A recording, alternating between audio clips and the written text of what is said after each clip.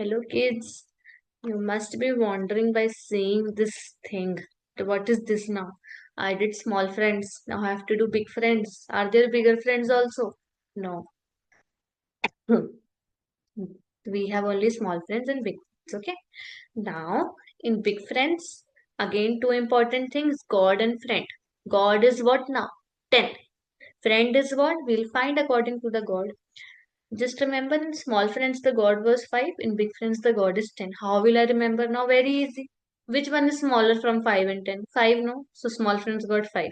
Now which one is bigger from 5 and 10? 10, so big friends got 10. Okay? Same trick. 10 fingers closed. I want to know the big friend of 1. How many fingers closed?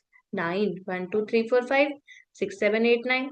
Big friend of 1, 9. Okay, ma'am. Tell me the big friend of 4 now, ma'am. Okay. I opened my 4 fingers. Number of closed fingers? 6. Big friend of 4 is 6.